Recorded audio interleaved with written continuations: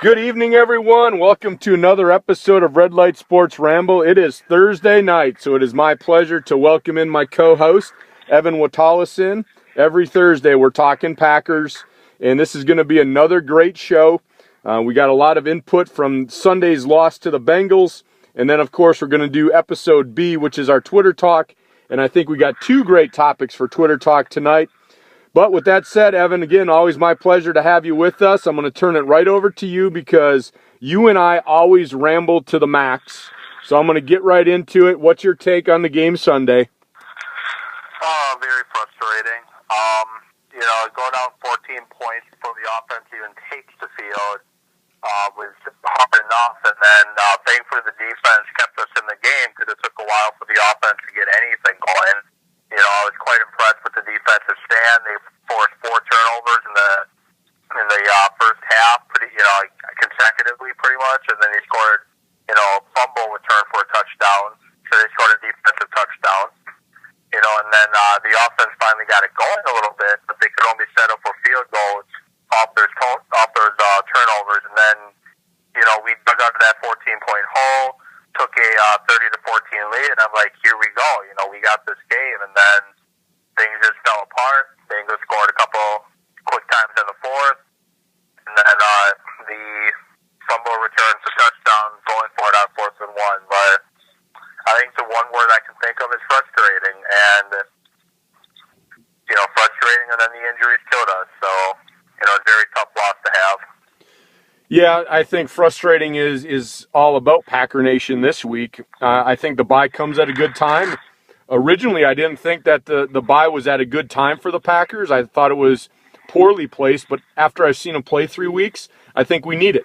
I think there's some things that we have to turn around if they want to make the playoffs. And, the Bears being 3-0, we're now 1-2. We're 2 games back. And a lot of the things of what I saw Sunday, we killed ourselves. We didn't get outplayed. We stopped ourselves from losing this game, and that's where the frustration comes from. So I'm going to start right off the bat. I mean, I think, we can't control the injury to Finley. I saw that. I thought it was a great call. He could have held on to the ball. He got hit in the head, got a concussion. We can't control that. But I think after he got hurt, I think it changed the way that McCarthy was calling the game. What do you think? I agree completely. And to go back to the comment quick about them hanging on to the ball, as soon as that happened, I checked my Twitter, and then you start seeing people, here's Finley, the old Finley, oh my God, catch the damn ball and all that stuff. And then it's like he got hit in the head, and you saw how he got up, and he wobbly. I don't blame him for not catching that ball at all. But I think the Packers' game plan was centered around, and this is what we talked about last week, their game plan was centered around beating those linebackers in coverage that Cincinnati has, which are not very good in coverage. They're good against the run, not very good in coverage. And, attack those linebackers of Finley, once Finley gets down, they lose their centerpiece to the offense, which, unfortunately they didn't have a plan B in the game, or their plan B that they had, Starks, got hurt right before, halftime, and he had to miss the second half. But I think that Finley injury ended up really hurting the offense, especially when they got in the red zone. Well, I agree 100%. We were talking about it before, when we do our little, when we do our notes before we even do the ramble. I don't have the actual stat, but like I was telling you, I can't remember the tight ends being targeted more than 3 times after that injury. And one of them was a drop, like you had said too in our pre-show conversation. Yeah, and I think after that drop, I think Rodgers lost the confidence in his tight end play.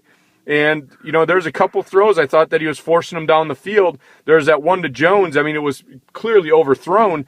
But, that's a play right there, and I believe it was on a 2nd down play.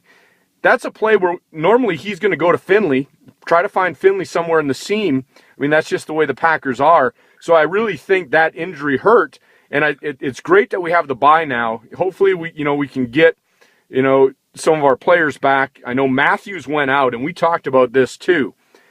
The second half and the comeback that the Bengals made we have to contribute some of that to not having Matthews in the game. What do you think about that? Yeah, I agree. You look back at the past when Matthews has been out of the game, and this is something that just, irritates me. Like, go back to the year they won the Super Bowl, go back to, because Matthews is pretty much, he's missed at least parts of games or all of games in every year since he's been in the NFL with that hamstring. And Matthews goes down, the pass rush disappears, all of a sudden Dalton looks like, the next Dan Marino. He's moving the ball down the field at will. And the coverage got a little shaky then because Dalton was able to get comfortable. And if you go back to the Super Bowl winning season, the game against the Redskins and Miami stand out. They don't have Matthews that game. Matthews left to one game early, and they struggle to get after the quarterback after Matthews gets down. Guess what? The other team pulls up, wins from behind. I think if Matthews plays that second half, I believe the Packers win. Yeah, I agree 100% with that.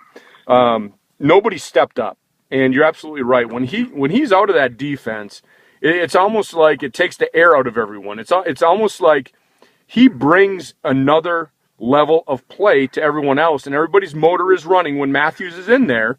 But then when Matthews is out, the motors go away, and I can't understand it. And that's one of those things that goes to the frustration. Okay, yes, Matthews is a great player, right? But we've got to maintain a level of play when he's not in there, and I just don't see it. And I don't want to say, oh my God, Matthews is out, so now we're not going to be able to play defense.